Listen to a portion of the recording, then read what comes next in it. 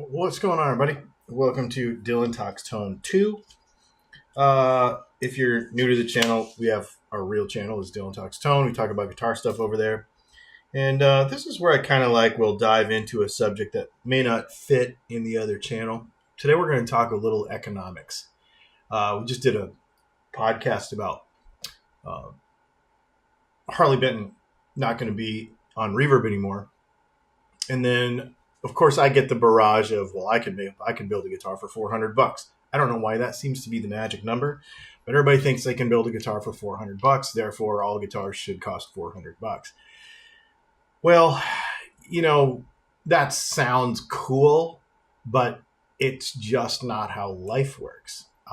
You may be able to cobble together some cheap parts and build a guitar for $400. The thing is the minute that you try to send that into a business model, if you were to go get money for, I want to buy a new tool, I want to talk to my bank about adding a room onto my house so that I can do this, they would look at your business plan and laugh you out of the room. You wouldn't survive. Your business would not stay solvent. And one of the things I heard on these video comments was, well, I would just choose another not overpriced guitar that is not overpriced, that is not just a money grab, because these big companies are just, trying to stack up money, basically. But here's the weird part. So I'm going to only speak for, I live in the United States, so this is what I have the most familiarity with. And I've been in business for myself for 30 years. So, various businesses. So I have a pretty good grasp on what it takes to run a business and to stay solvent. No matter what the economy is, the formula is pretty much always the same, especially in a distribution model. Okay. And that's important to understand. So for those of you that don't understand business, who want to insist on the fact that every guitar should be $400 and that Gibson is just grabbing money, let's go over some basic numbers. Okay, let's just talk about this realistically. I've got a breakdown here. Okay, so we're going to use $100 because it's easy to figure out the percentages, right? So let's say we have a $100 product, no matter what it is. Could be a Strat pickup from DylanTalksTone, $100. Okay. Immediately, the retailer is going to keep approximately 40%, sometimes 50%. It depends. So meaning, if you go to Guitar Center and you buy a guitar or a pickup or a set of strings, 40% of the cost of that thing, $40 of a $100 product, is going to Guitar Center. Okay, so the company that makes it doesn't get that money. It goes to Guitar Center. Okay, and the reason for that is, if you work at Guitar Center, or if you work at any business, in retail, hey, I'm looking for such and such on the floor, jeans, socks, whatever, wherever you work, in a retail situation, to keep that retail going, that 40% is what pays for that. Okay, credit card fees, returns, marketing on the retailer side. So like anytime Guitar Center does any kind of advertising, anything like that, if they can't make 40%, they're going to go out of business and they will not sell your product. They will not stock your product if they can't make 40%. 36 it was kind of the old rule, but it's about 40 these days. Okay, so the distributor who sells to the dealer. Okay, so you're going to have, I'll give you an example of that.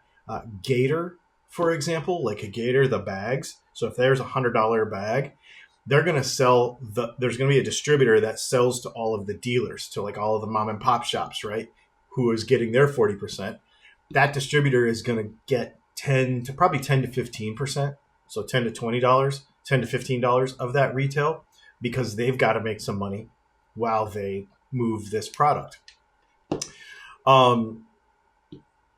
Because they've got to warehouse it, they've got to pay their sales reps, they've got to finance inventory. So they actually will buy, a huge lot from the manufacturer, Gator, for example, cases, and they've got to borrow money to stock that stuff. They've got to worry about shipping it around. They've got to maintain retailer relationships, all of the dealers that then buy from them and keep their 40%, right? So all that money is gone. So now we have $60 of that $100 product is gone. That's not even talking about the person who made the product, who has their name on it. My name is on my shirt. My name is on my hat. My name is on my pickups. That $100 Strat pickup, $60 of it's gone. And we haven't even talked about making the thing. Okay? Because this is one of those things a lot of people will be like, well, I mean, I could make that first. So, and you only have $15 in parts in this thing. Why does it cost $100? You're going to see very quickly. So now we only have about $30 to $40 left to make a product. Okay. So now we have to take about 10%, or I would say 15 at the top of that. 15% of this needs to be raw materials. So there's your $15. So if you have a Strat pickup, you got to be able to have less than $15 in parts in that to make this whole thing work. Okay. Then we start looking at labor. I've got to pay Brianna to help me. I've got to pay my own labor, because even if you own your own business, if you're smart about it, you have to break all these things out. You have to understand, paying for the parts, paying for my time, paying for, then there's the overhead. So we talk about overhead, which is the infrastructure. So the electric bill, the square footage that it takes to have it. So for example, one of the things, the way we control expenses is we keep everything in the house. I don't go rent a shop. So if you have to rent floor space, then there's admin salaries. So if we have to do, if you have to pay an HR person, all these kind of things. And then 5 to 10% for sales, marketing, and support. So in our business, that is all the cost of doing YouTube videos, all of the like little flyers and stuff that go in the packaging, all that kind of stuff. And so we take all of that away, and we're looking at 5 to 10% net profit. So 5%, you're going to be pushing it. 5%, you're going to not be in business very long. So if I make $5 and I get to keep it for my family out of a $100 pickup, I'm doing good. 10% would be better. Anything less than 5%, you're going to go out of business. Okay. So you've got 40 to 50 going to the retailer. You've got 10 to 20 going to the distributor. You've got 10 to 20% going to parts and materials. You've got about 10 to 15%. And in the United States, it's 15, let's just say, going to labor, 8 to 12 to keep the electricity on so that we can turn on the laser, so that we can turn on the pickup winder, sales and marketing. And then, like I said, we're left with $5 to $10 of a $100 pickup. So then you think about, what it takes to fill a gas tank these days, and we're all just doing the same thing together. So then you say, well, yeah, but you work from home and you have home business, so you don't have all those expenses. The thing is, we do have them. They just come in a different form, right? So where your electric bill is whatever it costs, mine is 4 times that, because I'm running a business here, right? So that kind of thing. And the other thing is that I think, you'll see a lot of people will make a pickup or a guitar for what is a very low percentage of what the big guys do, right? So, our P90, for example, costs the same as Gibson's P90. Well, why is that? It's because Gibson has this profit structure sorted out, and this is how you stay in business. If they were only to charge $75 and use that percentage model on everything, they wouldn't stay in business. Now, there are small pickup companies and small guitar companies that will build a guitar for $800, will build a guitar, a pickup for $45, $50. But here's the problem. They have no room. So if that's okay if you want to build 1 or 2, but what if you want to build 10? What if you want to build 20? What if you want to build 100? We build about 250 pickups a month.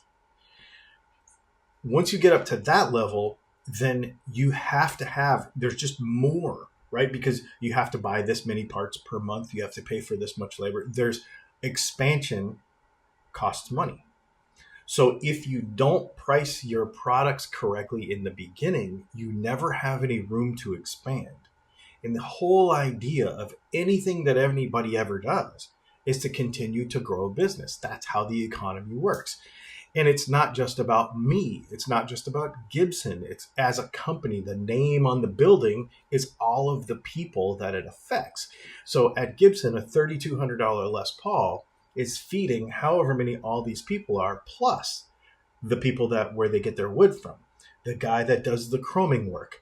You know, I'm personally friends with some of these people. So I personally, and you may not have the luxury of this, but I personally can put a name and a face and a family and grandkids to the guy that sells the mahogany to Gibson, the guy that chromes the pickup covers, right? The guy that, where all the binding comes from. Like, these are human beings that you're thousands and thousands of people all kind of coming out from this one thing that is a $3,200 guitar. It's a whole thing, right?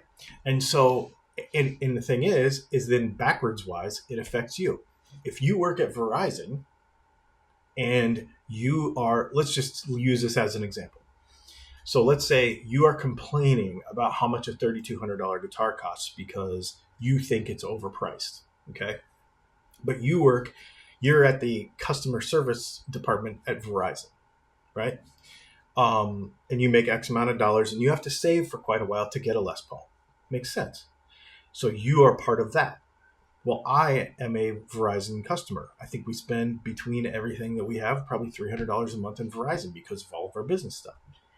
So part of where this money that I hate spending every month, $250 or $300 a month for Verizon, helps support you. So then you can buy pickups from me. It's the whole thing. It's a whole thing. It's just a matter of your perception of or your involvement in the economy. Because I have an active part in creating an economy, I look at all these numbers and it all affects me, right? And so then I can go and look at a Gibson and say, yeah, it makes sense that it's $3,200 because this, and this, and this, and this. If we were to actually take all the parts off of a Gibson and figure out how much those parts actually cost, it wouldn't be A, $400, and B, if we did all these numbers, we would come straight out to that same probably 5 to 10% profit. I know we would. So then let's move it to Harley Benton. Okay, so let's take a $260 guitar and then go 40% off of that. Well, that's why they own it, because they don't have to do that. And then, 10% for sales and for shipping and all this kind of stuff. So then if Reverb charges 10% and there's a 30% tariff, then all of a sudden you can't sell that guitar anymore and have it be at the same price. They are the big business example of the guy who works from home trying to do things on the cheap. They price themselves out of the market the wrong way because they did not build the profit into the guitar in the first place to have any kind of room for any of these market variations that affect us as business people. So it's their own fault, really.